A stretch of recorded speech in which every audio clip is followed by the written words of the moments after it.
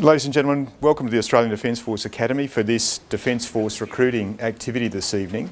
My name is Bruce Kafer, I'm the Commandant of ADFA, and tonight what we aim to do as part of a presentation is to give you a sense of the military aspects, the training aspects, aspects of life at the Academy, and also to a better understanding of what the academic program is here at ADFA. I'm joined tonight by Professor John Arnold, who is the Deputy Rector of the University of New South Wales, Canberra, here at the Defence Force Academy. And we also have three of our Officer Cadets and Midshipmen from third year here tonight. We have Samuel in the centre, we have Liz off to my left, and we have Thomas off to my right. And these folk will be able to answer particular questions that you might have about what life is like for our trainee officers here at the Academy, and also to assist after our presentation with questions and answers, or even after that with one-on-one responses to any questions you might have after we break. So the way we'll work our way through the presentation this evening is I'll speak for about 40 minutes, and if anybody is feeling weary towards the end, I'll try and be as animated as I possibly can. What will happen then between myself and Professor Arnold speaking is we'll show a new interactive video which has just been produced for Defence Force recruiting on life at ADFA, covering all 3 years of the ADFA experience. Now, has anybody actually seen it on the DFR website? Okay, great. What we'll be showing you is the very much abbreviated version, which goes for 2.5 minutes. But if you go to the Defence Force recruiting website, or if you Google ADFA, you'll see that it's interactive. You can click on certain elements of the presentation or the video, and it comes up with testimonials, with more information, and all of that information together sums up to about 17 minutes worth of good, helpful, handy hints with respect to what life is like at ADFA. So we'll show a bit of that. Professor Arnold will give his presentation, then we'll open the floor to questions. Now, before I start my part, I just want to make a quick plug. The ADFA Open Day is occurring on the 31st of August this year. So I don't know, can I have a show of hands of people who might have been to the Open Day before? Okay, that's great. I suppose it's to be expected given that most of you folk are from Canberra, if not all. But it's Saturday the 31st. It's done in conjunction with the Canberra Tertiary Open Day. And so all of the various universities around Canberra are open for people to view, to inspect, to look at their various campus facilities.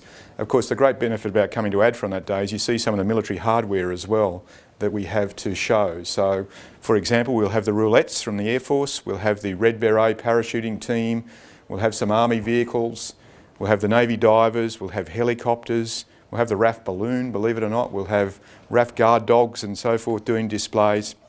All the sorts of things that people would have seen previously if they'd been to the Academy for earlier Open Days. But also too, the key thing, I think the best part of the Open Day is we have 1,000 of these young people who will be in attendance to answer any questions you might have, to host tours of the accommodation areas, and also to the dining facilities, the sports facilities, and of course as well the academic facilities will all be open as well. So the lecture theatres, the laboratories. It's a great day if you haven't been before. I strongly recommend it. And also too, it gives the parents and the candidates a much better sense of what the environment is like. And if you're successful coming to ADFA, there's nothing better than knowing what the place is like before you arrive. Now, can I also get a sense before we start of where the young folk are in the recruiting process? So, has everybody here had a U session? Nobody that hasn't at this stage? Yeah. Okay, so are you folk year 11 right now? Okay, everybody in year 11 that hasn't had a U session yet? Oh, okay. All right. Well, that's a different proposition completely. What about your initial interviews with DFR? Has every bulk of folk gone through that? Officer selection boards? Has anybody attended the OSBs as yet? And how did you go? Have you received letters of offer to come to ADFA as yet? Recommendation? And how about you? I got told I'd get a letter, but I haven't got one yet. How long have you been waiting? About 4 weeks. That's not too bad by the standards of the services. And how about you? When did you do your board? When did you do the board? July. July, okay then. And it does vary between the services. I mean, if who's down to do a board in the September school holidays? Okay, all right. And what you might find is that there is a bit of a delay in the letters coming out, if they do come out, because it's up to the individual services, and they're looking very much at their numbers, who they're going to recruit, how many of which type of trade or branch or whatever. So it's something where we just can't say precisely when those letters might or might not come out, and so we don't provide any guarantees, but we always quiz people when we give these presentations just to get a sense of where they are in the process. And also too, it helps us later on in the presentation when we understand how you're tracking. Okay, so moving on with the presentation. The Australian Defence Force Academy, and as you can see, we actually grew, or we evolved out of the 3 single service academies, all of which are still open in their own right, but no longer provide an academic program as part of their training package. So in years gone by, they all had a tertiary education program as part of their overall military training and education packages. You can see they've been around for many, many years. In fact, the Royal Military College celebrated its centenary a couple of years ago, and the Royal Australian Naval College this year. We are relatively young by comparison. Does anybody know when ADFA started its existence? 86, that's right. So we're only 27 years old, so we're relatively young, as I said, in comparison with these academies and indeed many of the academies overseas, which are more than 200 or 300 years old. But we're starting to develop our own traditions, and these are starting to evolve. But I do like to show the photo as well of the academy as part of this process, particularly for the people who are not from Canberra, who are from all parts of Australia, who've never been here before.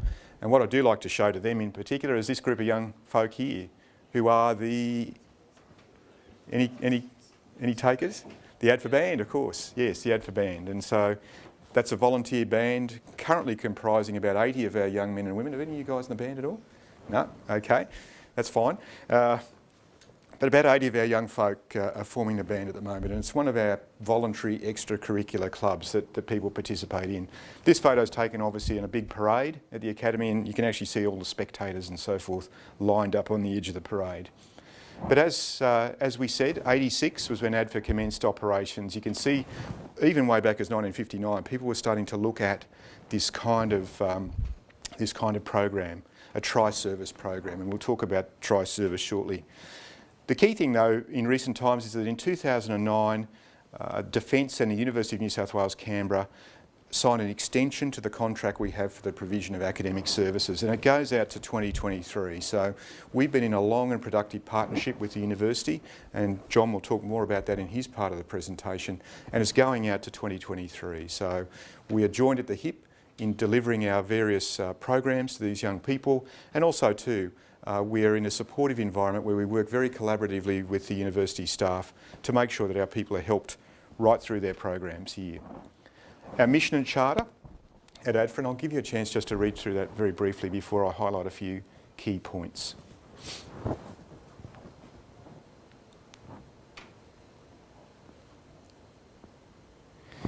Now our mission or our objective, as you can see, is to produce the best junior officers for the Australian Defence Force.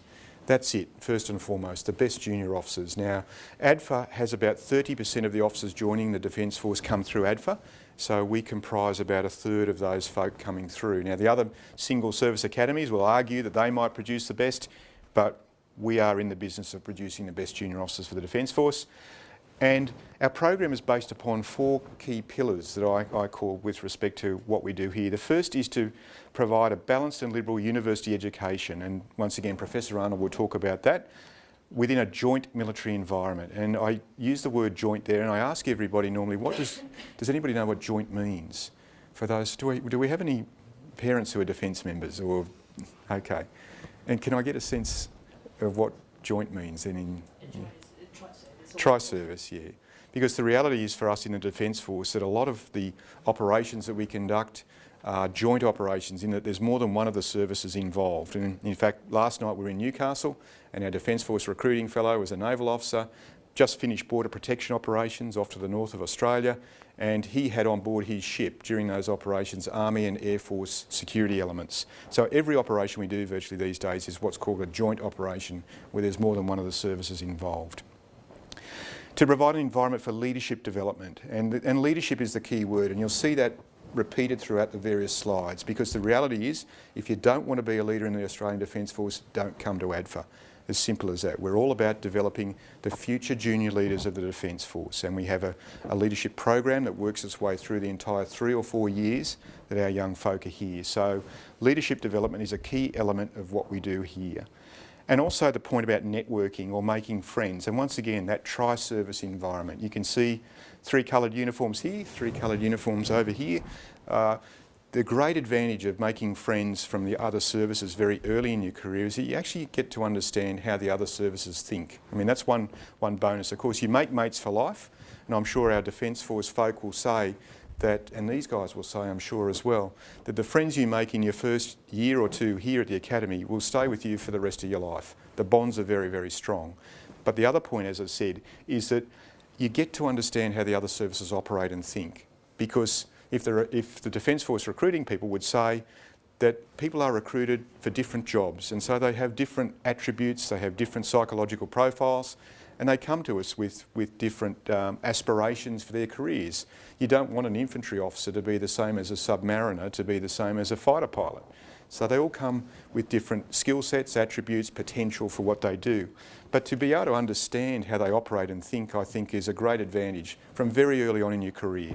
Because the reality is that 10 years or 20 years later, you might be working with those people in joint operations, and you know who they are, you know they're your friends for a start, and you know how they operate and how their service functions.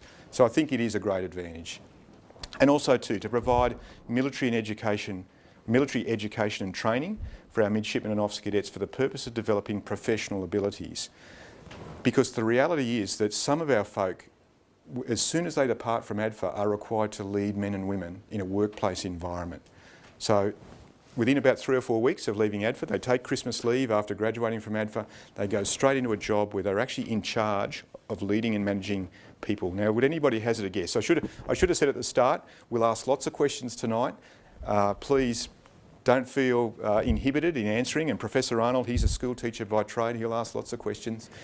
Please come forward with answers. But the key thing here is, who do you think are the folk that graduate from ADFA that are required almost immediately after they graduate to be leading people and managing people and being responsible for their folks? Any takers? Any service? We'll start with the service. Which people from which service do you think would? Yeah. Would it be Army? No, not Army.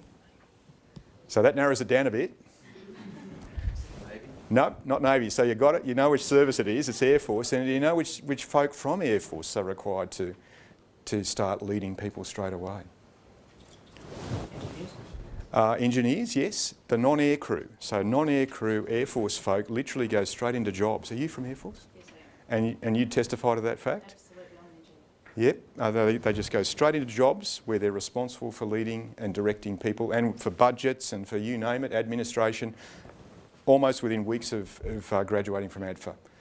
They will go on then to do other specialist training and so forth, but they start with on-job training. And so it's important that when our folks graduate, that they are ready and raring to go and potentially to lead people in their duties. And so Sam will be one of those, I think, as a potential engineer or air traffic controller. I think that's what you're hoping to be, isn't it? Yeah, potentially. Yeah. Okay. So that's just something to be aware of. Our values and our attributes, and once again, they're fairly common, I think. The values, I don't think it would be any different to the kind of values you see in businesses or schools or whatever around you, and certainly our attributes as well. But you can see what we're trying to focus on first and foremost. It's honesty, it's respect for other people, and it's obviously to do your best at all times. Now, does anybody know what the ADFA motto is? The crest is up there, as you can see in the corner, and there is a bit of a motto down there. Does anybody know what it is? It's on the front gate of ADFA. It's in the promotion stuff. Yeah. No. Close. You got half of it. You got the to lead bit right. To lead, to excel. Okay, so it's all about excellence. It's all about striving for the best you can possibly do in what you do, everything you do, not only at ADFA, but also further in your careers. And you can see the key attributes, integrity being one, professionalism. They might seem obvious, but we do focus on them, and we focus on them in our officer cadets and midshipmen's reports. Every 6 months they receive a report on their performance, and those are 5 key areas that we actually report on their performance on. Now, the pathways to becoming an officer and going through ADFA and graduating. Now, I'll just show you first. This is the ADFA part in here, where obviously officer qualities are taught, academics, the Academy Military Education and Training Program, and this thing here called single service training. Whilst our young folk are at ADFA, they actually, at times during the program or during each year, go off to their own services and do what's called single service training. So our Army folk might go to Puckapunyal, they might go to Kapuka, they might go elsewhere, Our Navy folk might go to HMAS Creswell or to a ship or somewhere similar, HMAS Watson. And our Air Force folk might go to the RAF Officer Training School or to an airbase around Australia for different parts of the year and through all 3 years that they're here. So that's the ADFA bit, the bit in the centre. But our folk come to ADFA at different points of their lives and their careers. So are anybody here aspiring naval officers? Okay, now do you folk know that you don't come straight to ADFA when you join?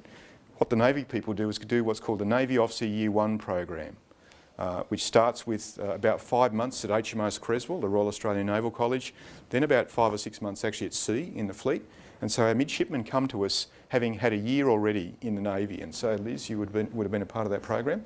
And I'm sure that folk afterwards would be interested in your experience before you arrived at ADFA.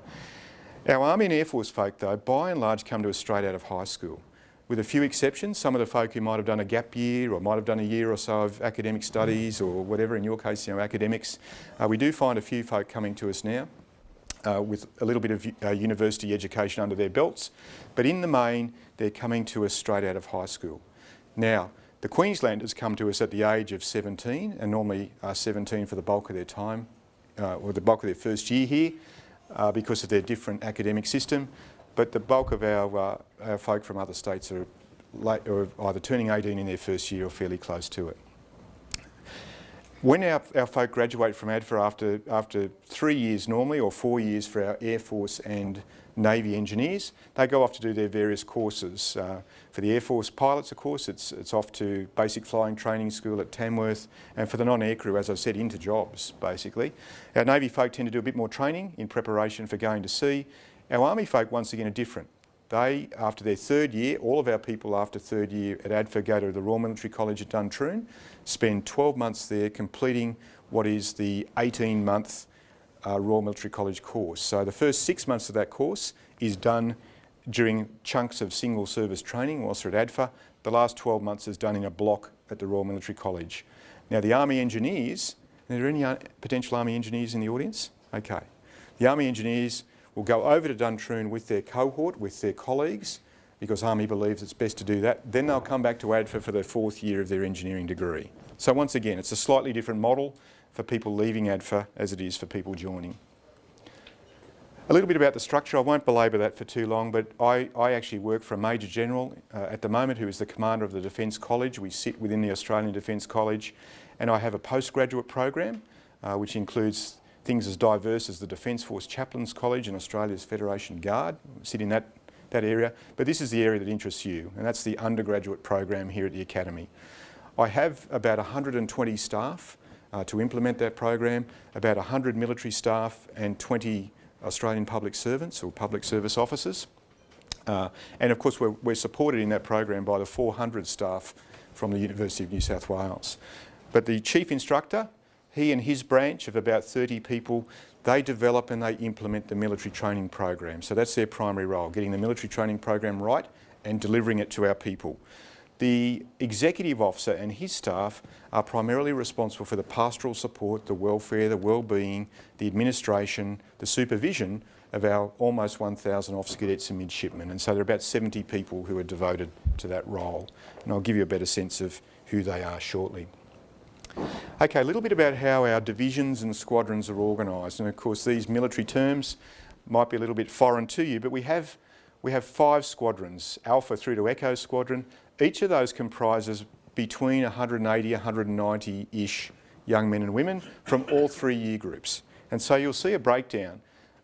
In Alpha Squadron, for example, we have a Year 3 division, we have a Year 2 division, we have a Year 1 division. So we have a mix of year groups in each squadron, but each division, which comprises normally between about 38, 39 and 45 officer cadets and midshipmen, is comprised of just a single year group. So if you join in Year 1 next year, you'll be just in a division comprising all the people in the same year group.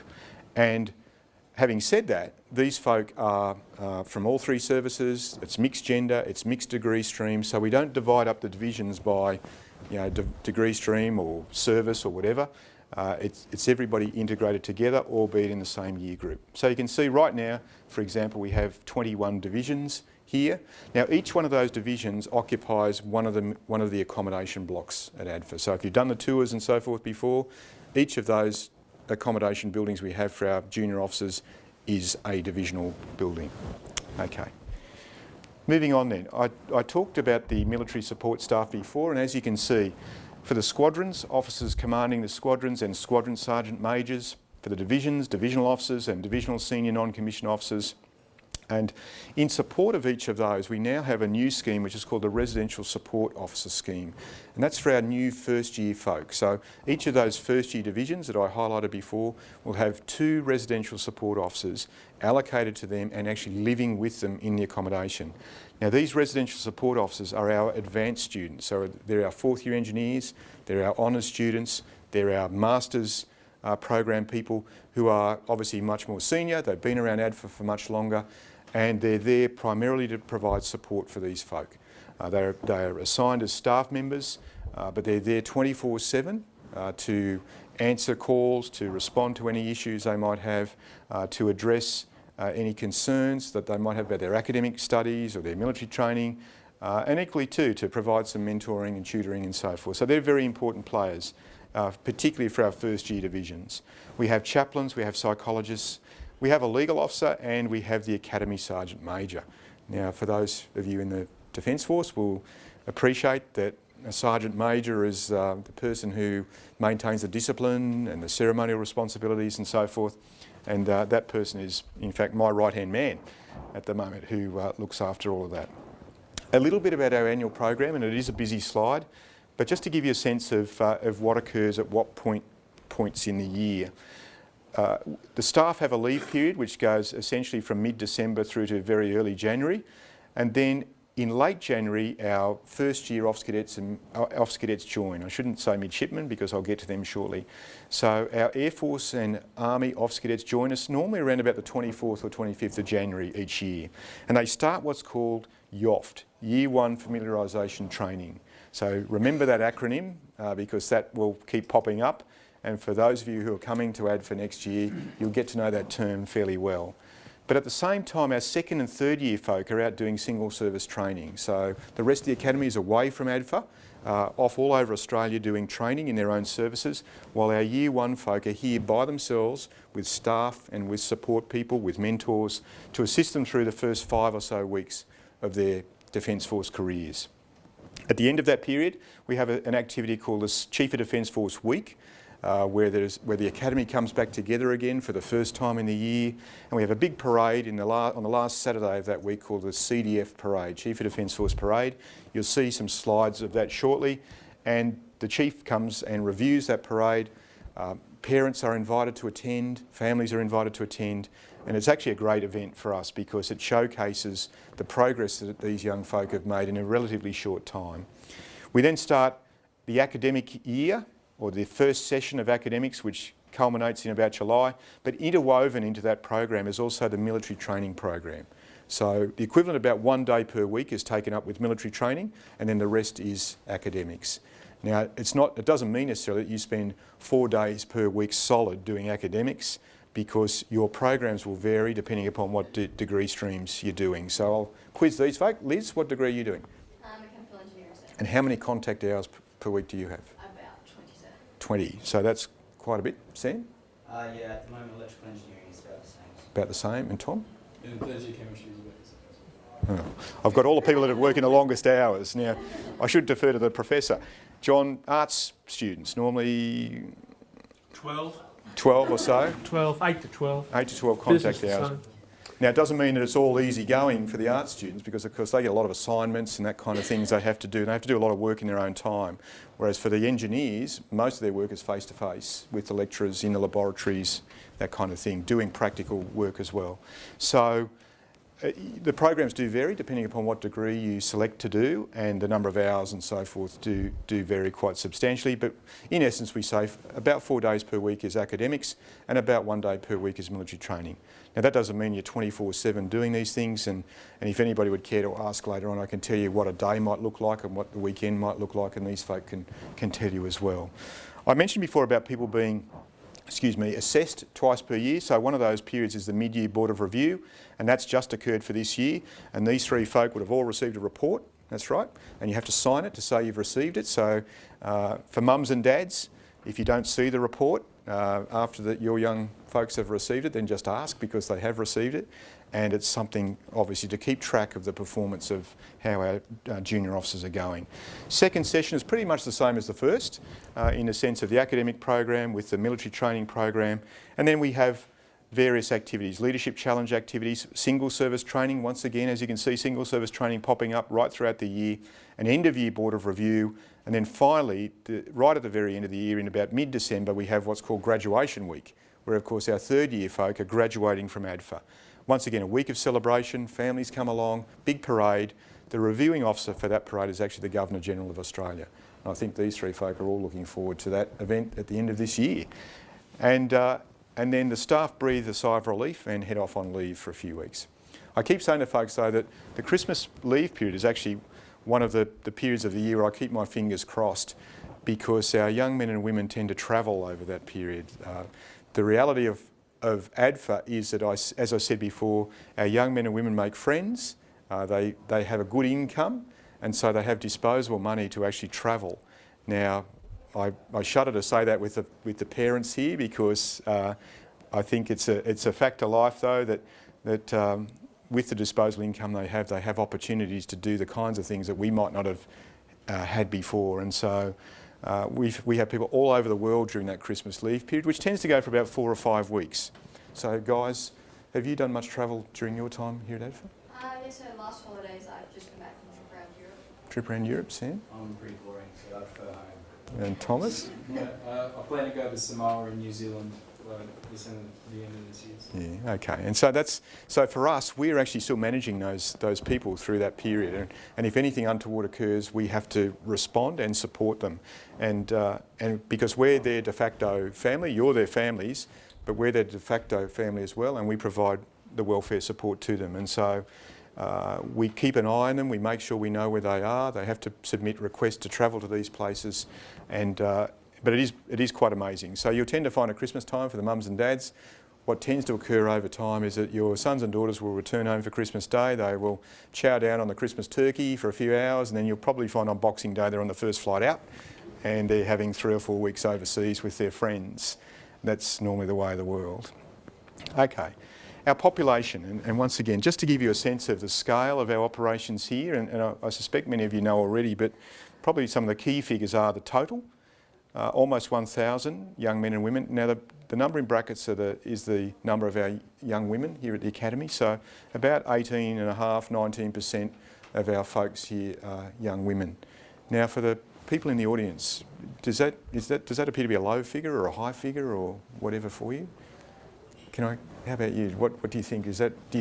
Were you expecting to have about 20% of our population young women? I was, to be honest. Yeah. I think it's a bit low, but Okay. Yeah. I mean, at the moment, it's actually the highest percentage of women anywhere in the Defence Force. The Army, for example, has a population of about 11% women. The Air Force is about 16% and the Navy is about 17% right now. So you've all seen, I'm sure, the advertisements on TV where we're trying to increase the number of women in the Defence Force in general. We've opened up a whole range of career options that weren't available before, things such as clearance diving, special forces, close combat, those sorts of things. But the reality is right now about 20% of our population is female. And as you can see, we have about 18% as Navy, almost a half Army, and about a third our Air Force. And the great thing I continue to stress to people is that we have a number of cadets and midshipmen from overseas, almost 40 in our number. And it's great because they bring their cultures, they bring their traditions, they bring their service ethos here, and they're once again, they're totally enmeshed in the cadet body. And they do really contribute to the life of our folk here, and I'm sure our people here would agree to that. And right now, I think we have about 12 nations represented here at ADFA. And if you, in daylight hours, if you'd been here in daylight hours, you would see the flag poles down at the other side of the parade ground have the flags of the nations that are represented here at ADFA. So we have Kiwis, we have a fellow from Tonga, we've just bid farewell to a fellow from Iraq, we have Pakistanis, We have Malaysians, Singaporeans, Filipinos. We have Thai officer cadets and midshipmen. We have Cambodian, Vietnamese folk. We also have an officer cadet from Japan here for a session, folk from France and the United States right now as well. So it's really a cosmopolitan organisation. Okay, Year 1 familiarisation training. I mentioned that term before. That's the initial 5 to 6 weeks of officer cadets and midshipmen's lives here at ADFA. Now, our officer cadets, as I said, they arrive around about the 25th of January normally. I neglected to mention before that our midshipmen don't arrive at that time because they've already been in the Navy for a year, they've already learned how to salute and to march and so forth, so there's not a need for them to be here right from day one. So I think, Liz, you arrived after about, what, 2 weeks? Or 2 weeks, 2 weeks? A week of just Navy training, and then we joined with the rest of the cohort. Rest of the cohort. So enough time for the midshipmen to integrate into the divisions and be prepared to kick off with the academic year with the rest of their divisions. But once again, you can just see a range of photographs of the type of things that occur during Year 1 familiarisation training, and it includes things such as learning to handle small arms for the first time for many people, a traditional mess dinner where people learn about the history, the heritage, the protocols, the courtesies and so forth of formal dinners, adventure training, lifting heavy weights for teamwork, that kind of thing. And as I said before, culminating in the Chief of Defence Force Parade. That's our current Chief of Defence Force. Anybody other than the Defence Force members know who that gentleman is? General David Hurley, that's right. And of course the ceremonial uniforms that our young folk are wearing for the first time on parade. So it's actually quite an emotional day for the mums and dads as well to see their sons and daughters in that uniform for the first time. But you can see the uniforms being issued right there. So I say to everybody when I give this presentation, prior to your sons and daughters, and your sons in particular coming to ADFA, what do the mums need to teach their sons? Yes. Sorry? Yeah, although they'll be shown in no uncertain terms how to do it when they arrive. Definitely Ironing. Ironing is the key thing. You've got to make sure that your sons and daughters know how to iron, and also what else? What else do you think they need to learn fairly quickly? Any takers? Washing. Washing and ironing are key things. If you know how to do that before you arrive, you'll save yourself so much time because the program is quite intensive, and I'll talk about that shortly. But that is a key thing because, as these folks will testify, if you're on top of that before you arrive, your street's ahead. Now, the reason I say that is because each day goes from 6 o'clock in the morning till 10 o'clock at night. And at 10 o'clock it is lights out. We try to insist that everybody has their 8 hours sleep per night because the days are long and tiring. But what we have found in the past, when we do sort of inspections of rooms after dark, where our staff put their heads under doors and see people ironing by torchlight. So it shouldn't happen. So it is critical that people learn to iron before they arrive. The other thing that parents need to do is find some doctor or surgeon that can actually remove the iPhone that is surgically implanted in people's palms before they come, because the truth is that our folk will have their phones removed from them when they arrive. They'll be given to them for about 1 hour per day to contact parents and let them know how they're going. But for the bulk of the day, you won't have your instant means of communication stuck to your hand, and that's the reality of life for the first 6 or so weeks. So YOFT is a very intensive period. It goes for about 5 to 6 weeks, long days, but fairly balanced. Summer in Canberra, so it's hot. We keep people hydrated. We make sure that they're as fit as they can possibly be. But culminating in that big parade the weekend before the academic and military training program starts in earnest. Okay, now this military education training program goes across all 3 years. So this isn't just the YOFT period. This is a longitudinal training period that goes through the full 3 years that our young folk are here at ADFA. And as you can see, as you can see, leadership, operations and management are the foci of the program, and you can see the kinds of things once again that our people do in their, in their military training program. And once again, it is setting them up for their future military careers. It's preparing them as best we possibly can for their roles as junior leaders in the Australian Defence Force. Now, I'd like to show a couple of slides towards the end of the kinds of good things that people can do out of working hours here at ADFA. One is our voluntary extracurricular activities, and can I ask the guys, Liz, what clubs are you involved with? I'm playing water polo at the moment. Water polo, so you're in one of the sports clubs, Sam? Touch footy and rugby league. Rugby league, Tom? Rugby union and social soccer. Social soccer, okay, so mainly sports clubs, but there's also a whole bunch of extracurricular activities that can be done here. As you can see, we've got the debating club doing their thing up there. We've got our folk participating in the City to Surf, raising money for charity. We have a very popular club called the Society of Automotive Engineers Car Club, and they actually design, build and test drive this little vehicle. Our precision drill team doing the kinds of things you might have seen in movies with throwing the rifles around and all that kind of thing. They do that. This is our performing arts company, and our annual production this year is Crazy For You out at the Q Theatre in Queanbeyan. So if you'd like to come along, contact the Q Theatre. Tickets are fairly cheap. 15th, 16th, 17th of August, so not too far away. But they do a great job. About 100 young men and women in our performing arts company. They design the sets, they make the costumes, they're the front of the house, the back of the house, the technical people, and of course the performers, the musicians, the band supports the performing arts company. They do a wonderful job, and the great thing about many of these activities is that you see other sides of our young men and women. You see the talents that they bring to the academy when they join. And of course you can guess what this might be. This was a charity event for SIDS. Any of you guys in that photo? Yes. Yep, everybody's in it. There's about 600 or 700 people on parade on the parade ground, Air Force, Army and Navy for Red Nose Day. And one of our officer cadets actually organised that activity himself for a leadership type project, and did a great job. But as you can see, staff are involved as well as supervising officers, but the committees of these clubs and the sports clubs are all made up of our officer cadets and midshipmen, so they all take on leadership roles in running these clubs. Same with sport. As you can see, a range of different sports are on offer here.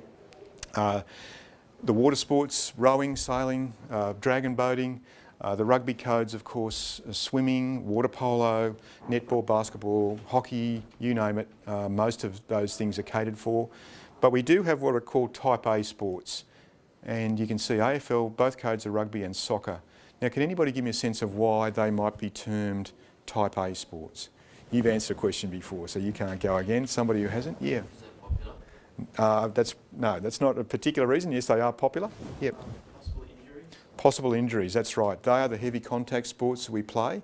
Now, you folk know, living in Canberra, that there aren't many universities here, so we can't participate in a varsity competition as such.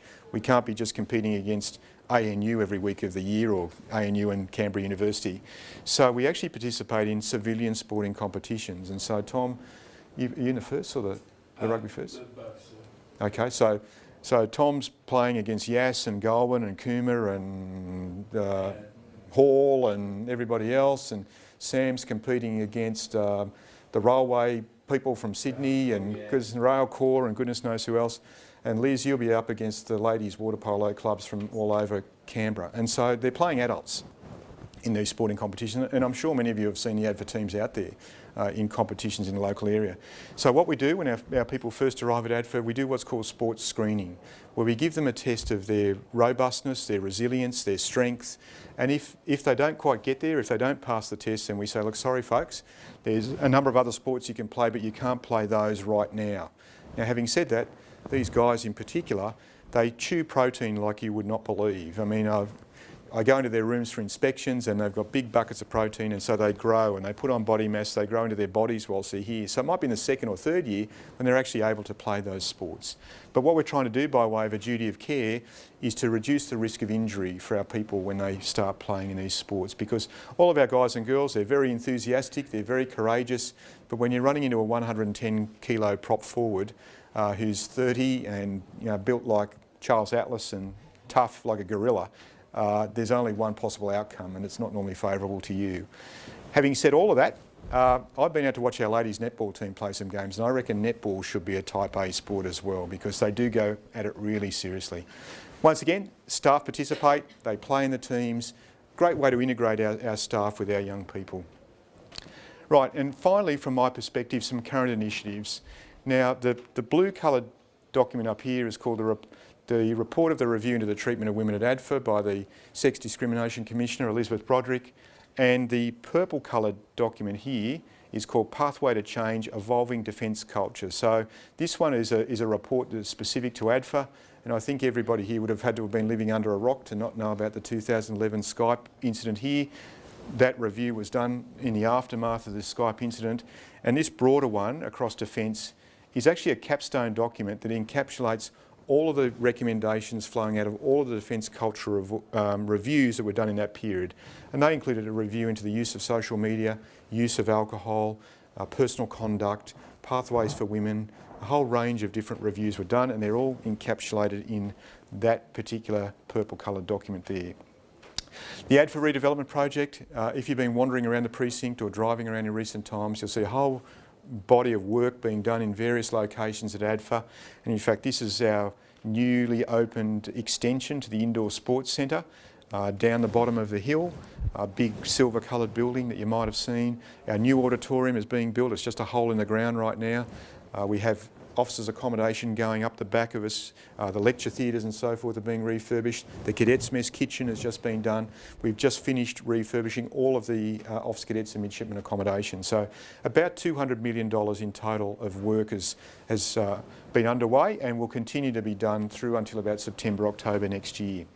A graduated fitness program for our Defence Force folk here. You might remember when you joined, the PT folk used to take great delight in just absolutely giving you hell. You had to do 5,000 push-ups and, I don't know, run 100 metres in 10 seconds, otherwise you just didn't cut it. And you ran and you exercised and you bled and you did everything till you vomited, basically. I think it was very, very hard. These days the program is much more sensible, and I think these folk will testify to it. You're not being pushed beyond what your capacity is. Your program is designed to take you through the entire 3 years of your time at ADFA, as opposed to getting you up to a certain sort of very high standard right from day one. And the aim of the game is for our people to meet their own single services fitness standards by the time they leave. So it's a graduated program. And the aim of it too is that for many of our young women, what we've been finding with the heavy workload they'd been having in the past, they were more susceptible to things like shin splints, sore lower back type problems with carrying heavy packs, all that kind of thing. So Liz is one of our more petite young ladies. I'm sure she'll be able to answer questions in relation to that program later on. Safety system. It's crucial. We do a range of different things here at ADFA. We've got to make sure we have a safety system which meets our needs, is once again robust, that enables us to manage the risks associated with what we do in a reasonable kind of a way. And security as well. And we are having some upgrades to the premises at the moment with big new light towers going in with CCTV cameras and so forth. Because the reality for us is that ADFA is different to many of the other bases around Australia, and the Duntroon Garrison is different to many of the other bases around Australia. And why is that so? Why do you think that is so? Yes? That's an open base. That's exactly right. You drove in this evening, there was nobody at the front gate to check your identification, there was no fences around the place. ADFA and Duntroon are the only open bases in the Australian Defence Force. So we have to make sure that we provide as much security as we possibly can for our people who are living here on site. And once again, our young folk might be able to tell you more about their experiences with security. So that's the current initiatives we have in train at the moment. What I'd like to do now is go to our interactive video from Defence Force Recruiting, and my partner in crime will bring it up, and then Professor Arnold will take over the presentation. Have you guys seen this? Okay.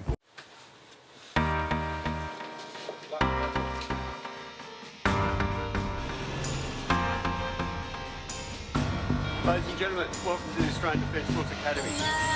We're holding on, nothing but our belief. Ambition guides us from the inside out. Oh well, you take me along. Oh well, we'll be looking, moving on.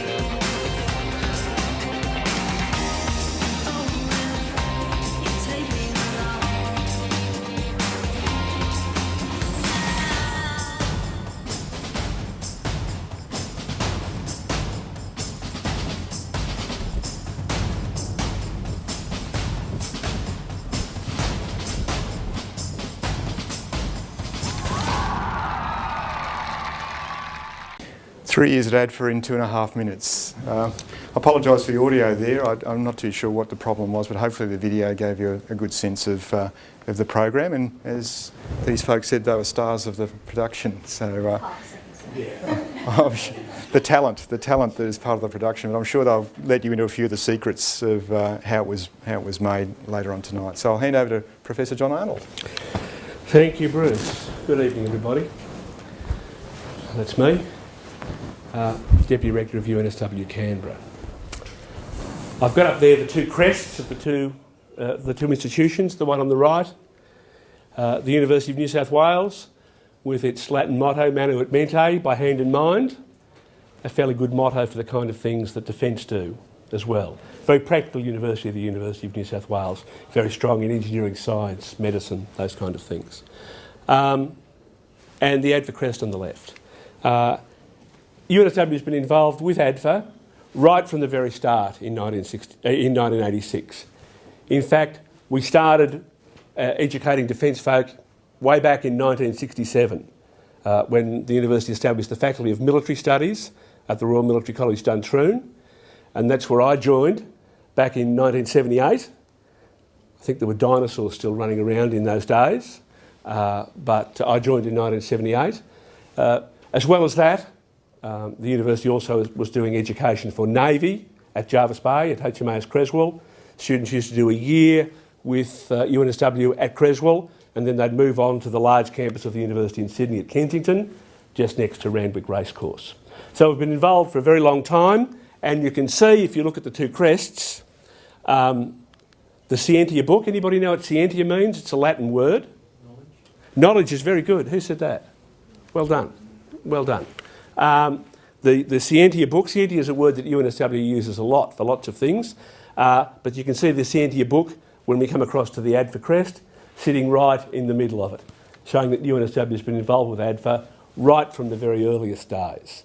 And we recently found out who designed the ADFA crest, and it's actually somebody very interesting. I might ask the Commandant to let you in on the secret. Yeah, I received a phone call a couple of years ago from a fellow who said, I was one of the graphic artists who designed this crest. I've got a whole bunch of the initial drawings that I did of various versions before we came to that final outcome.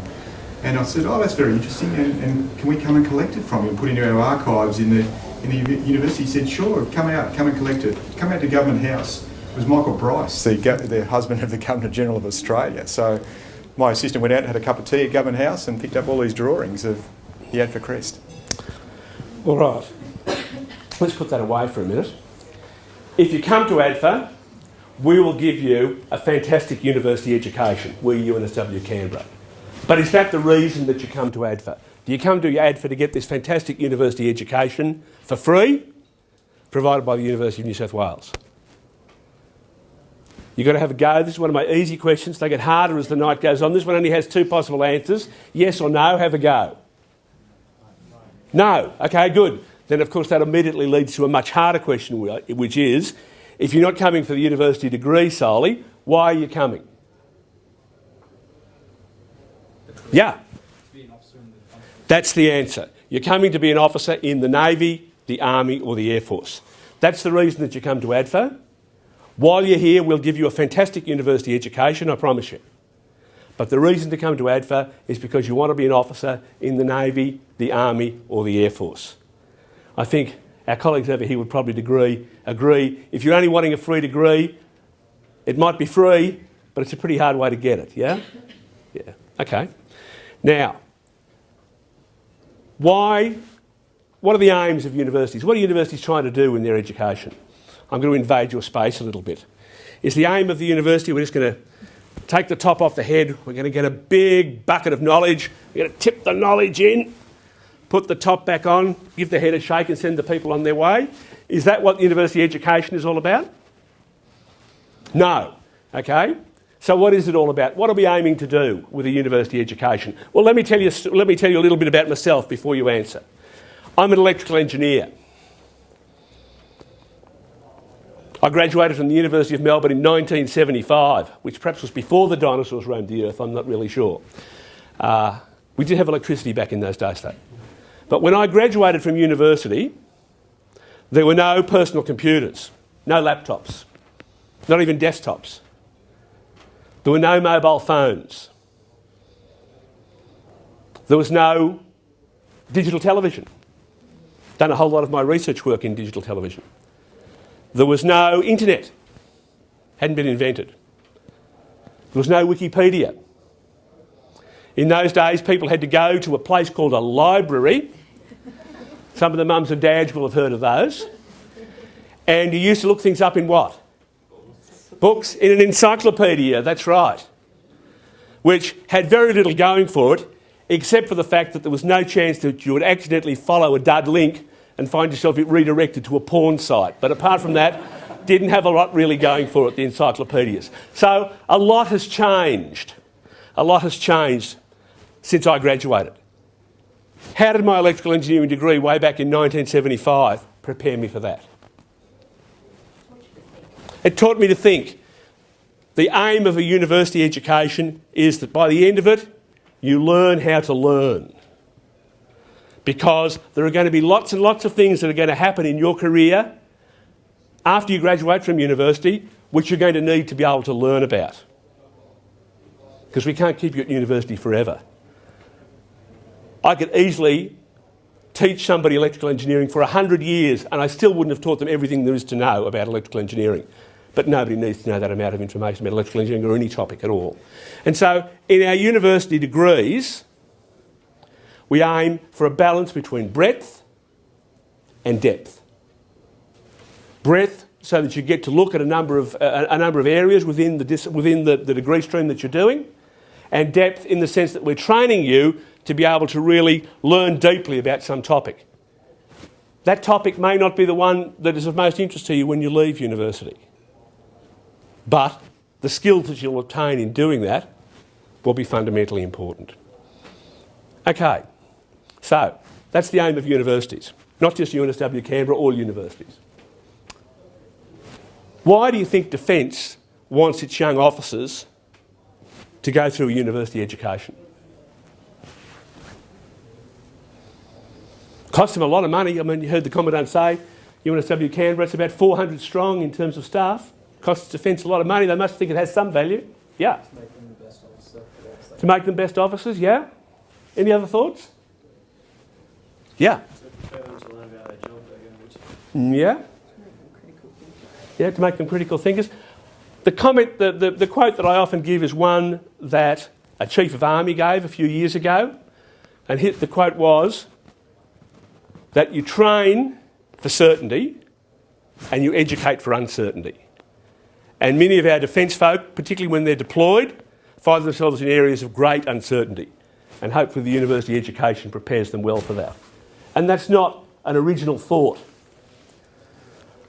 There was a guy almost 2,500 years ago, a Greek general and a Greek historian and philosopher, who said this: a nation that makes a great distinction between its scholars and its warriors will have its laws made by cowards and its wars fought by fools. And neither of those are really anything to be particularly proud about. The degree that we'll give you at UNSW Canberra will set you up for a fantastic career in defence.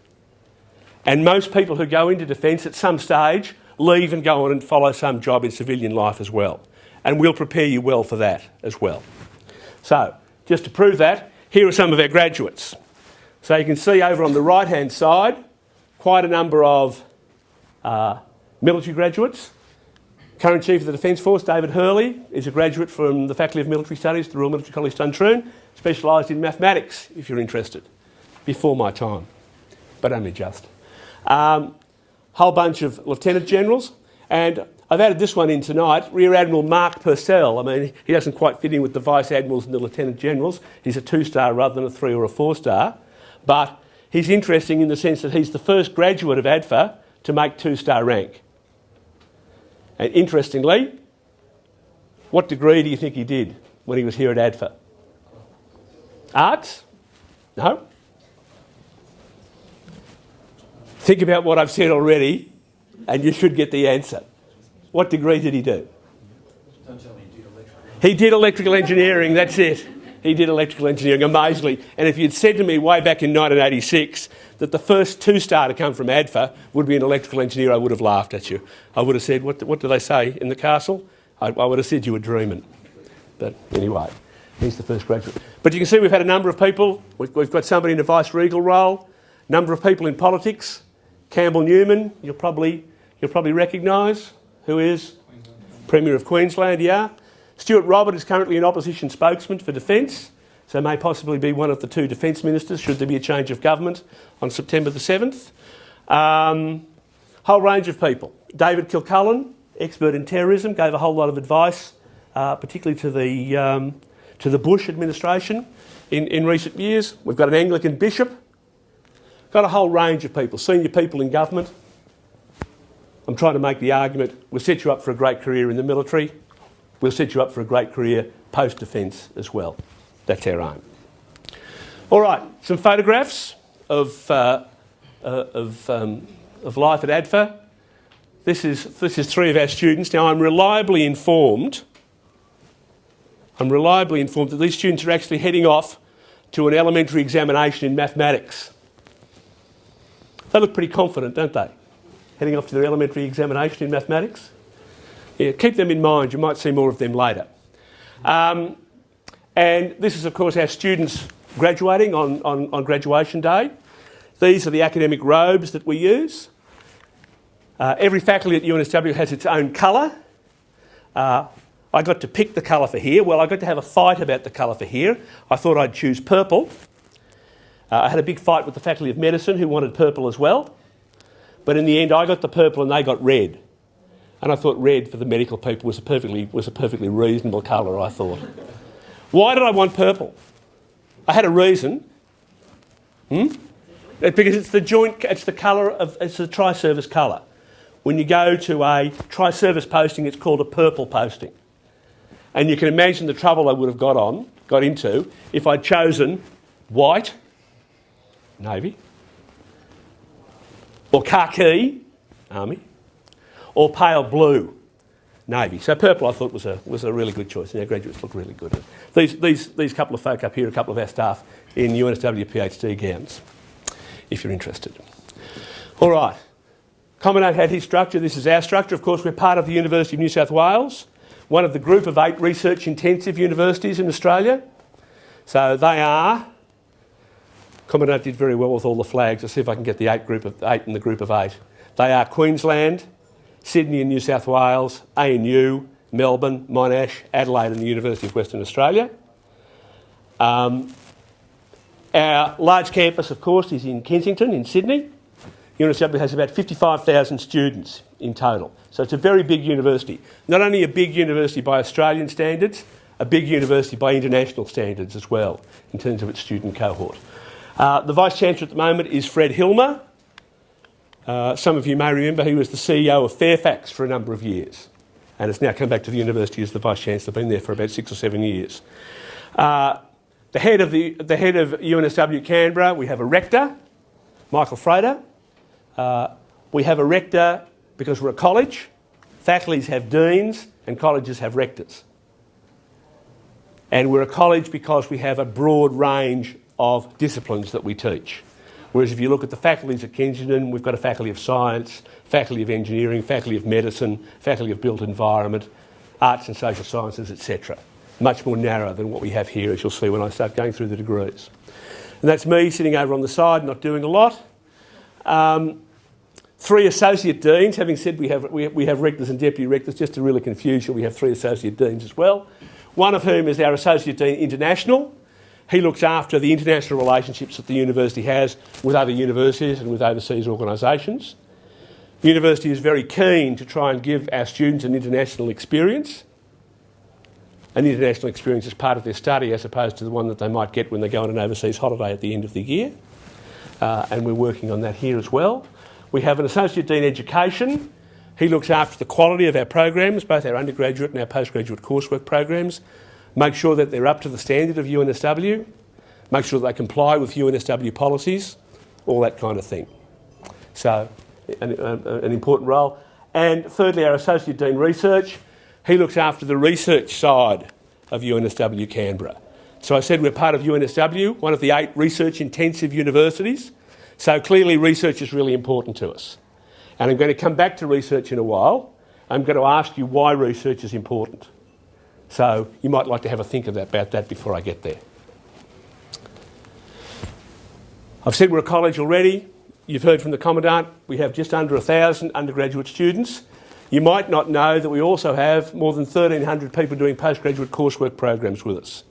So that's Masters by coursework, graduate diplomas, graduate certificates. Most of those are studying by distance. A very large proportion of them are defence folk, either uniformed or defence civilians. And it's part of the university's commitment to making sure that the education doesn't finish when you finish your undergraduate program with us. We also have about 350 students doing PhDs as well. So we have quite a reasonable number of students. Our student-staff ratio is 9:1. Anybody got any idea what it is in the sector? Have a guess? 20 to 1. 20? It's a bit more? It's around about 25, 30 to 1, depends where you go. Depends where you go.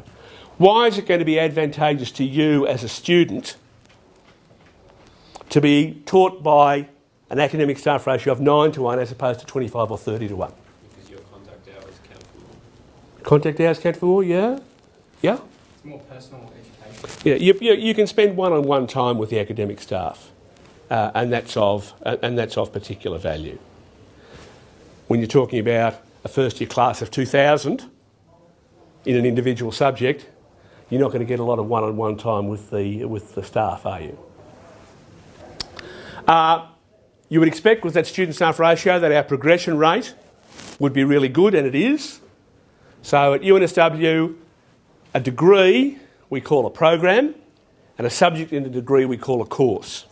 So of 100 people who enrol in a course, we expect on average that 95 will pass.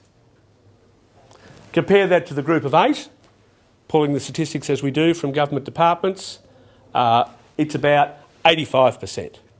Put it round the other way, 15 in 100 fail in the group of 8 universities, 5 in 100 fail with us. You'd expect that with the student-staff ratio that we have, that we would do a lot better. And let me emphasise that the reason that people fail is not because they don't have the academic horsepower usually. It's because perhaps they lose interest in their degree, perhaps they get injured or sick, things happen in their family. When I first started doing the roadshow, I used to go around with an Air Force Commandant, Margaret Stabe, and she said if there was one thing that she could ban at ADFA, which would have the biggest impact on the pass rate, then the one thing she would ban would be what? What would it be, yeah? Family communication. Family communication, good answer, but no. Social networking, another good answer, but no. Somebody normally says alcohol at this stage, good answer, but no. Sport, love. Love was the thing that she would ban. Because people get very distracted when they fall in love, and they get even more distracted when they fall out of love. So I'm told. So I'm told. But the Commandant has assured me in private discussions that we're not banning love at ADFA anytime soon. So our objective, Defence and the university, is to work cooperatively together to give students every chance to succeed. Do the mums and dads remember the program Goma Pile? Anybody remember Goma Pile? I think it was shot in black and white, but I'm very old, as I've told you. Remember Goma Pile? Does anybody remember Sergeant Carter in Goma Pile? He was the sergeant who used to look after them. They were going through recruit training. And his aim was to make life miserable for them. You know, if they had to climb over a 5,000 metre hill yesterday, then they got over, then tomorrow it would be a 6,000 metre hill. It's not like that here. The University and Defence cooperate to try and give you every chance to succeed. But don't take that the wrong way. I mean, I'm not saying just come, do nothing, everybody wins a prize and you'll graduate at the end. No, it's not like that. It's not like that at civic universities either. But if you want to work hard, Defence and the university will cooperate to give you every opportunity to succeed. And you can see from the kind of pass rates we have on the university side that we do pretty well in that regard. And the overall attrition rate at ADFA is not much higher than the course failure rate. In fact, Bruce, it's 7%. about 7%. It compares very favorably with the world. Yeah. It's not because we have a lower standard, it's just that our folks who come here are committed to what they do, and 99.9% of our people are very good and they work hard. But going back to John's point, that does not survive an island. We don't vote people off every week, but we don't do the exams, we don't do the military training for these people. We'll provide as much help as we possibly can within reason, but these folks are the folks who have to graduate to proceed with their careers. And in the main, if they don't graduate from ADFA, they don't proceed with their military careers. All right. Here's what we teach. Here are the 4 schools. So, we have a School of Business, and I'll talk a little bit about the business degree when I get there. We have a School of Engineering and Information Technology, teaches degrees in engineering, information technology and technology. We have a School of Humanities and Social Sciences, so that's a liberal arts school. And we have the school with the really long name, the School of Physical, Environmental and Mathematical Sciences. Should, of course, have been called the School of? No. School of Science, yes, the School of Science. But we let the academics choose their own name. And that's what they came up with. A fatal mistake, I have to tell you. You would think after all the years that I'd be here that I'd be starting to learn something, but I still have a lot to learn. So nobody calls it, they all call it the School of? PEMS. They call it the School of PEMS, exactly so. Because nobody can be bothered writing that down all the time. Research. Okay, I said I was going to talk about research. Why is research going to be, why is the fact that the staff at UNSW Canberra are highly active in research going to be of value for you as an undergraduate? Well, while you're thinking about that, let me tell you a story. There are lots of cooking shows on the television now. A lot more than when I was a boy anyway. Lots of cooking shows. And food has become a much bigger topic in the Australian community. Why is it that people who want to be great chefs go and work at the very top restaurants? Is it because Jamie Oliver is able to dice carrots better than somebody down at the local diner? Well, probably not. So why do they want to go and work at the very best restaurants? Must be some reason. They want to work with people who are at the cutting edge of food. Because the very best restaurants are really working at a very high level in the food industry. So let's take it back now to research. Why is research going to be of value to you in an undergraduate degree? Because we in the group of 8 universities, we say that research underpins everything that we do. So it must underpin our undergraduate education. So why is it going to be of value to you? Yeah? You'll be taught the latest technologies and ideas. Yeah, and you'll be taught by the people who are leading in their fields. The example I normally give at this stage is, who would you rather be taught by? The person who'd read the book or the person who wrote the book? And I think the answer to that's fairly obvious, isn't it? And when you're having people who are the top people in their field, the top researchers in their field, they're the kind of people that you're going to be getting your education from.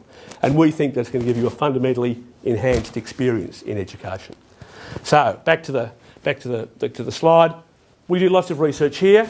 Our research standards are pretty much right up there with the University of New South Wales. We publish lots of papers, we earn lots of research grants, we graduate lots of PhD students, we do lots of interaction with industry and other universities and all that kind of thing. So there's a very strong research culture within UNSW Canberra. The degrees. So you've heard already from the Commandant, most of our degrees are 3-year degrees. And I'll start off with the 2 generalist ones, the degree in arts and the degree in science. And I don't know whether, well, we've got one man in science. I don't know whether he knows this.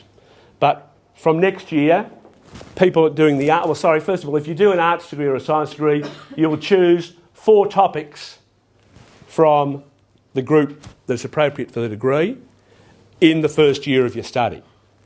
Remember I said right back at the start that degrees are a compromise between breadth and depth. So in first year we're trying to give you the breadth part, where you'll study 4 separate topics. From next year, all students enrolling in arts and science will be required to do a double major. So that means that 2 of those 4 topics will be topics that you'll carry on with through second year and third year. That's the depth part of the degree, even in one of the generalist degrees. So breadth in first year and then depth with the double major. We have a Bachelor of Business degree. Some universities call that a Bachelor of Commerce. Has things in it like accounting, finance, economics, logistics, project management, HR management, strategic management, all those kind of things that you'd expect to find in a standard business or commerce degree at a good university. We have a degree in information technology. That's the degree for all you wanted to know about computers but were afraid to ask. And it covers both the computer science side of degrees, which is what do they look like from a hardware point of view, how do you program them, all that kind of thing, through to information systems as well, which is how do you use computers in real world situations. And one thing I often think about with computers, I mean, when you go to an FPOS, an electronic fund transfer with point of sale, and you swipe your card to buy something, do you ever think how big the computer must be at the end of all those telephone lines that go back to somewhere or other? Do you think how many people must all be swiping at the same time on Saturday morning when they're out at the shops buying stuff? And yet in a very quick time the computer's able to recognise your card, figure out whether you've got enough money in your account and give approval for the transaction to go through. So that's an example of an information system. Learn all about that in the Bachelor of IT. We have 2 technology degrees, primarily designed for pilots. We didn't ask it. Have we got any pilots? We've got a couple of pilots. Bruce and I have been going around doing this for 4 years, and we are thinking one day we'll give a presentation to a group and there will be no pilots. But it hasn't happened yet. Hasn't happened yet in 4 years. So these 2 degrees were designed particularly for pilots, not pirates. One is in aeronautical engineering. It's really the first 3 years of the Bachelor of Engineering in aeronautical engineering. So doing that degree has the advantage that if you don't quite get through the flying training, and not everybody does, you can come back, do a further year study and articulate to a Bachelor of Engineering in aeronautical engineering. So it's kind of it gives you a safety parachute. We have the Bachelor of Technology in Aviation, again particularly designed for pilots. Has a lot of stuff on human factors in relation to planes, lots of stuff on safety, those kind of things. But it's not compulsory if you want to be a pilot that you do either of those programs. One possibility is that you do the Bachelor of Science and do a major in aviation. The advantage of doing that is that the ATAR score for the Bachelor of Science, as I'll show you in a minute, is substantially lower than the ATAR score for the 2 BTEC degrees. So if ATAR is a worry to you, that might be a suitable solution. But I don't think you even have to do a Bachelor of Science with a major in aviation.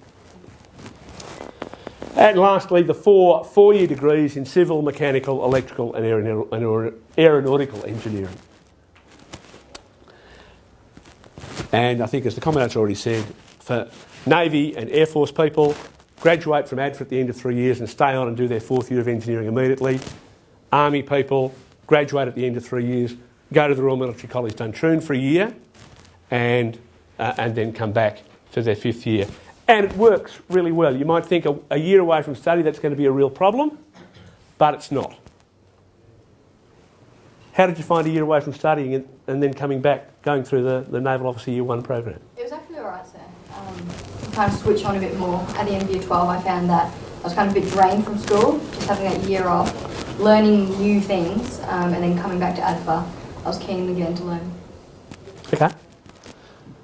And Army have been doing that. They in fact started doing that, I know really well. They started doing it for the first time in 1978, the year that I started at the Faculty of Military Studies, where the engineers did 3 + 1 + 1. All right, that's the degrees. These are the ATARs. We do ATARs differently to the rest of the sector. So if ANU were taking people into their engineering degree next year, how would they set the ATAR? How would they set the ATAR? Isn't it a little bit supply and demand? Exactly so. It's largely demand driven. There are some alternative entry programs that universities sometimes use, but it's largely demand driven. So they will say, we want to take 80 people into our engineering program.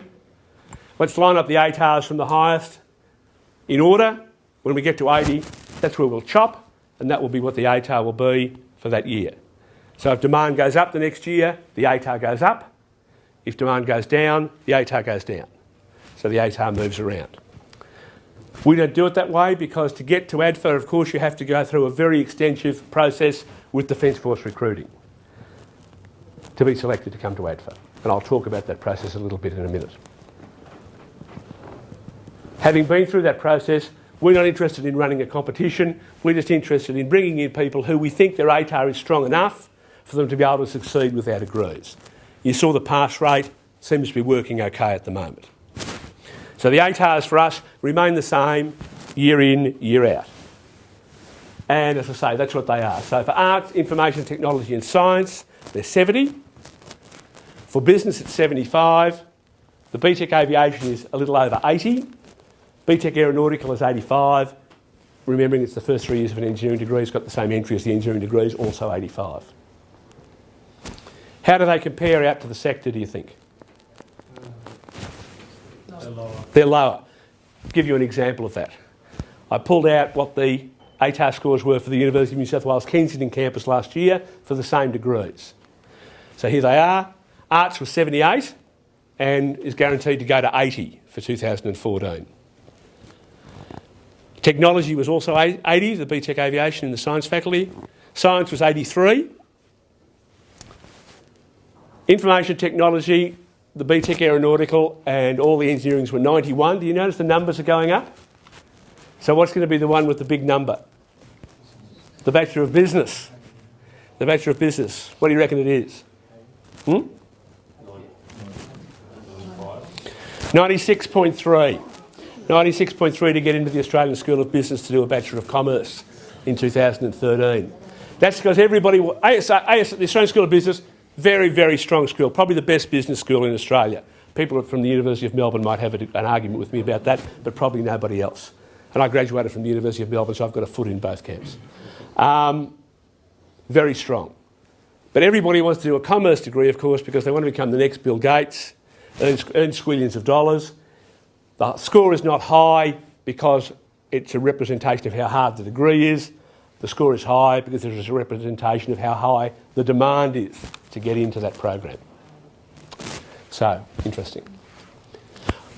Normally at this stage I say, and this is a really good piece of advice whether you come to ADFA or not, if you plan to go to university, you've got an ATAR of 99.9. Not a bad ATAR. Not a bad ATAR. Well done on that. Which degree should you do? The degree that interests you. That's absolutely the right answer. Don't ATAR shop. Don't say, oh, I've got a high ATAR, I better do a program that requires a high ATAR score. Because if you end up in a degree that you're not interested in, you'll have a miserable time indeed. My ATAR, when I went through university, wasn't called ATAR. In fact, it's so long ago I don't remember what it was when I went to university. But I could have got into medicine. But I think I would have passed out at the sight of blood, which I think probably would have greatly limited my career as a doctor. So I went to engineering and that seemed to suit me pretty well, but it had a lower ATAR score. So don't ATAR shop. ATARs are not like money. You don't waste your ATAR by going into a degree that has a lower ATAR score. ATAR is simply measuring whether you have the academic horsepower to succeed in the degree. And if you're in a degree that you like and you're interested in, then you're going to do really well in it. If you're in a degree that you don't like, you're going to find it very hard. And every hour of study will be just one more hour of torture. Having said that, if you do have a high ATAR, we do have a special program for people with high ATARs called the Chief of Defence Force program. This is a program where we allow students to replace some of the normal lecture material, lecture courses, with one-on-one research projects with staff. And the idea of that is to really challenge our very best students. Remember, we heard the motto of ADFA, to lead, to excel. This is to help our very best students to excel. And can I say, if you're in year 12 and you're very confident you're going to get whatever the ATAR is that you need to come here, can I advise you very strongly not to slack off in Year 12, in the last semester of Year 12. We want people who want to excel, and people who want to excel will want to do well in the second semester of Year 12. And the second thing is that slacking off in academic work is not really a good lead-in to your career at ADFA. All right, lastly, some photographs. This is a photograph of our aviation studio where students can simulate flying different types of aircraft. So they can see what happens if an engine fails, whether they can land the aeroplane. If a crucial instrument fails, can they land the aeroplane? If a wing falls off, can they... Well, actually, I think if a wing falls off, I think there's a sign that comes up here that says, do you know where the parachutes are? We have a student down here in one of our computer science laboratories. I always say he's not an engineer. How can you tell he's not an engineer? What's he doing? Reading what? He's reading the manual. Engineers never read the manual. Well, only as a last resort. I should know. I used to be one. And lastly, we have these students here. We have a student mechanical workshop. These students are actually second years doing the Warman Design competition. You would have done that. So that's normally involves making some kind of a semi-robotic type device, which generally has to fold up in some way. So I suspect pretty strongly that these three bits here would have all folded together in some way, because it has to start off at a particular size. And then what does it have to do? Well, what did your one have to do? My one last year, so we had two components. One was a robotic one, which had to navigate its way along the maze, and then it had to pass a ball from itself to another contraption, which wasn't allowed to be robotic, and had to pass that up a rope. So using a spring, or it was mainly what people use, springs to propel that upwards. Yeah, and that's actually that task is set by Dr. Warren Smith. He's been doing it for about 20 odd years now, setting the Warman competition, done by universities all across Australia. And there's a big national competition that takes place every year, which we have won on occasions. We won last year. We won last year. There you go. So because of our good student-staff ratio and because of the facilities, the student workshop, we can still give our students a hands-on experience in engineering. And if you're a Navy engineer and you're out in the middle of the sea and something breaks and you haven't got a spare part, well, you have two choices. One choice is you can ring up the Air Force and ask them to drop you out a spare part. But there is just a little bit of inter-service rivalry about some things. So probably that's not a preferred solution. But what often can be done is, of course, the engineer can use their engineering knowledge to understand what the component is that's been broken. They have facilities on board the ship to fabricate new things, make a new thing, put it back together, ship sails back to shore, and most importantly, Air Force never finds out. That's right. Air Force never finds out. All right. So, the selection process. Obviously, everybody's been in touch with Defence because you wouldn't be here if you hadn't. Some people haven't been to the U session. Is that right? Some people haven't been to U session yet. So that's basically sit in front of a computer and it works out what the jobs are that are in Defence that would seem suitable for you. So it's kind of an aptitude test.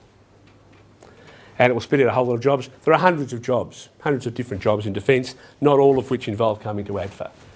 Get through that. If the U session says you look like a person who might be right for coming to ADFA, or have the right characteristics, or even if it doesn't, you'll come to the next thing, which is an assessment day, where there'll be a psychological interview, a medical interview, and a Defence Force interview to learn a bit more about you and see whether you look like the kind of person who might be right for ADFA. Get through that and you'll come to an officer selection board. Officer selection boards are held, so you don't get a free trip in Canberra. All the officer selection boards are held here at the Australian Defence Force Academy, with the exception of people who want to be pilots, who actually do their officer selection board at Tamworth. At the end of the officer selection board, you'll be told whether you're recommended or not to come to ADFA by the chairman of the board. That's good. As the mathematicians would say, that's a necessary but not a sufficient condition to actually get here. That you then need to get a letter of offer. And sometimes Defence, particularly some services, take a long time to go from the recommendation to the letter of offer. The reason they're doing that, of course, is there's never, for example, if I take Air Force, there's never particularly a shortage of people who want to be pilots. So what they're inclined to do is to say, we'll keep all of the people who we recommend until near the end of the year, and then we'll decide who the best of the best are, and they're the ones we'll send the letter of offer to. So that can mean that you have to wait for the letter of offer for quite a long time. Now, we've been trying at ADFA, both the Commandant and the university, to try and get the letters of offer out early, because clearly if you wait for months waiting for a letter of offer and don't get one, and you haven't got one, you might start to think that you're not going to be successful, and maybe you're going to start to follow something else. But that's how it works, and it's important you know that sometimes the letter of offer takes a substantial time to come. So if you get a letter of offer, you accept it. You have to pass a physical fitness test, which you will do just a little bit before Christmas. Pass the physical fitness test, different for each of the services, different for male and female. Pass the fitness test, you're through the DFR recruiting process, and you're on your way to ADFA. But to get here, you have to get through the university process as well. So this is the parallel process on the other side. First of all, you need to decide, what degree am I going to do? What degree am I going to do? Navy and Air Force will often help you with that, because if you're going to come into Air Force as an aeronautical engineer, then guess which degree you're going to have to do. And if you don't get the ATAR to get into that degree, then you won't be coming, unfortunately. There's not a lot of flexibility. Similarly, if you're going to be a weapons electrical officer in the Navy, you're going to be doing an electrical engineering degree. And you need to get the ATAR to get into that. Army mainly recruit pilots and GSO, General Service Officers, and they don't care what degree you do. So when you know what your ATAR is, if you're coming through Year 12 and you haven't got the ATAR for one particular program and you're Army, you can simply change to a different program, one with a lower ATAR. All make sense? You need to apply for university admission through UAC. We're in the ACT. UAC's the normal way that people apply for ACT in New South Wales universities. And we need you to put one of our degrees as your first preference. Now, we don't require you to do that because we want you to show commitment or because we want you to show that you love us or even that you think we're great, even though you may well think all of those things, or perhaps not. But we need you to put us number one because we need you to get an early round offer. The early round offers come out in the very early part of January. Vanessa, 5, 6, 4, somewhere around there. The main round is in the 20s of January. But you've already heard from the Commandant, we actually need you here to start around about Australia Day. So we can't wait for the main offer. We need to get you an offer in the early round. To get an offer in the early round, you have to put one of our degrees as your first preference. UAC will open soon and be open until about the end of September for on-time applications. Costs around about $25, less than $30 to apply, providing you apply by the end of September. If you don't apply by the end of September, then UAC will still allow you to put in a late application, but they will reward you for the late application by charging you a whole lot more money. Now, UAC is a wholly owned subsidiary of all the New South Wales and ACT universities, so if you want to pay a higher fee, you're helping to support my salary, and thank you very much for that, I really appreciate it, but I think a better idea, just apply on time. The preferences that you put down when you first apply are not locked in. You can change them at any time, you'll get a login, you can go in and change your preferences, right up to a couple of days before each round. And I normally say to people, have a backup plan as well. You might have a letter of offer, you might be certain you're going to get the ATAR, you think it's an absolute stone cold certainty that you're coming to ADFA next year, but the week before you're due to come, you might be involved in a car accident and break your leg, and suddenly you're not coming. And it's good to have some other options there for what you're going to do if that happens. So I always recommend to people to have a backup plan as what you would do if you weren't coming to ADFA, no matter how certain you are. You might change your mind too. So you need to accept the UAC offer when it comes in early January. We actually run a process here. We get a list from Defence Force Recruiting of all the people who have letters of offer. We get a list of all, and we then check them off to see what that they've applied to come to us and that they have the appropriate ATAR, and then Defence Force Recruiting will be making arrangements for you to come. Interestingly, we have about 350 people start each year. We normally have 8, 9, 100, 1,000 options, first up preferences in UAC for UNSW Canberra. Lots of people want to apply without having talked even in the slightest to DFR. They don't end up coming. Process seems a bit confusing. But it's not that different to what you would do if you were sitting in Year 12 and wanting to get a civilian job. So let's say you wanted to become a lawyer in the Attorney General's Department and you're in Year 12. How would you do that? Well, what would be your first step in Year 12? Yeah. Yeah. And what degree would you do? You want to be a lawyer in Attorney General's. You want to do a law degree. So, okay, so you're going to get the ADFA for law and you're going to go somewhere and you're going to do a law degree. At the end of the law degree, have you got your job at Attorney General's yet? No, but you've got a law degree. So you've taken the first step. What are you going to do next? Well, I think probably what you're going to do is you're going to look in the paper to see if Attorney General's is advertising for any lawyers. Yeah? And if they are, what are you going to do? You're going to put in an application, and if they like your application, what are they going to do? They'll interview you, and hopefully in the end you'll get the job. All those bits are in this process. They're just in a different order. Here's the interview through this assessment and the selection board. Here's the job offer. So you do the interview, you get the job offer. Then having started the job, then instead of doing the degree before you get the job, you actually do the degree as part of the job, funded for you by Defence. So it's not that different, but it is a little bit different to what you do to get into every other career. And it's a little bit more complicated. All right. UAC hasn't opened yet, so we're still showing you the page that's currently there. I checked again today. That was for mid-year admission in 2013. When it opens, I believe it's the 8th of August it's going to open. It'll be talking about for start of year in 2014. All right, bonus points. UNSW has 3 ways that you can earn bonus points. Bonus points are a way of increasing your ATAR score. First of those is a bit complicated. I should say, if you take one of these books, there are lots of them around. We've got more. It's all explained in here. This is everything you wanted to know about UNSW Canberra. First thing is, UNSW gives bonus points for performance in subjects in Year 12 which are relevant to your degree. So you can see I've picked up here the Bachelor of Arts, and you can see a bunch of courses come up. So if you end up in Band 6 of Business Studies, you earn 2 bonus points. If you end up in Band 6 of Advanced English, you earn 3 bonus points, etc. You get a maximum of 5 bonus points in that way. When you get your ATAR from school, this won't show. Every university has its own bonus point scheme. This is the UNSW one. But UAC will do that for you automatically. And it can make a big difference. We had a girl a couple of years ago who wanted to come here and do an arts degree. She had an ATAR of 69.8. We don't round. 69.8 is less than 70, you're not coming. She contacted the DFR folk. The DFR people talked to our student administrative people. We discovered that if she changed to a science degree, she'd get 1 bonus point for the courses that she'd done at school.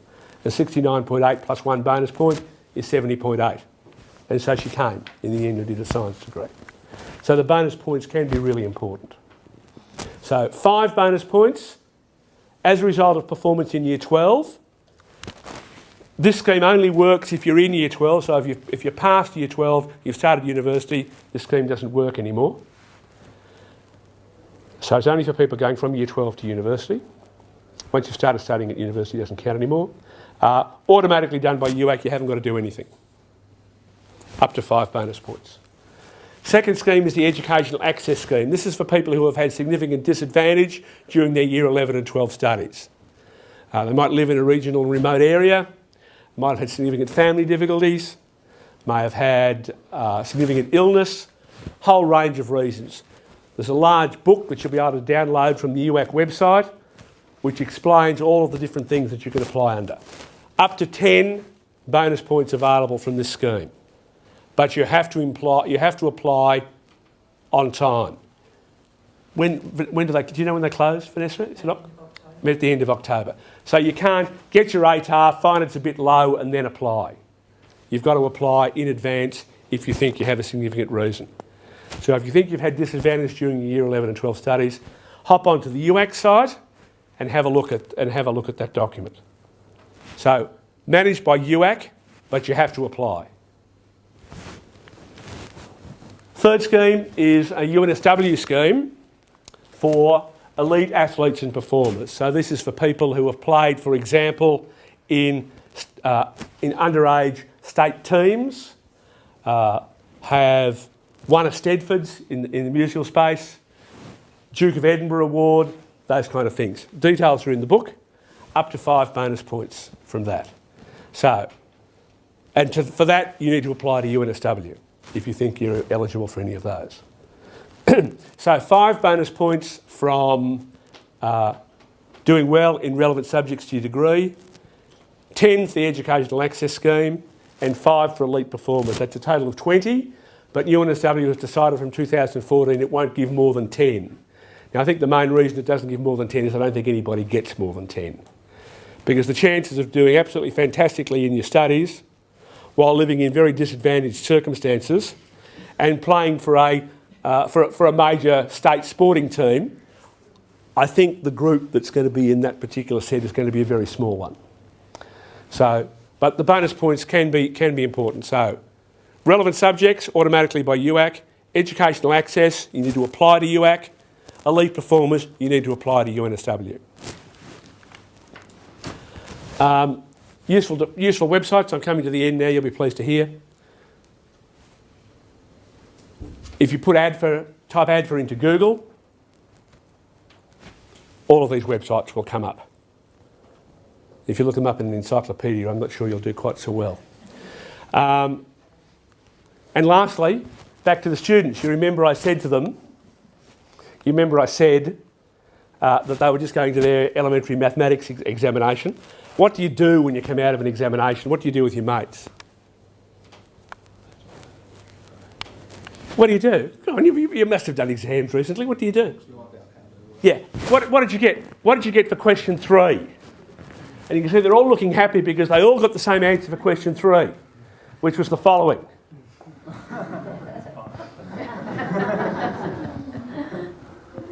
That is an answer to the question, but I'm not sure it's the complete answer.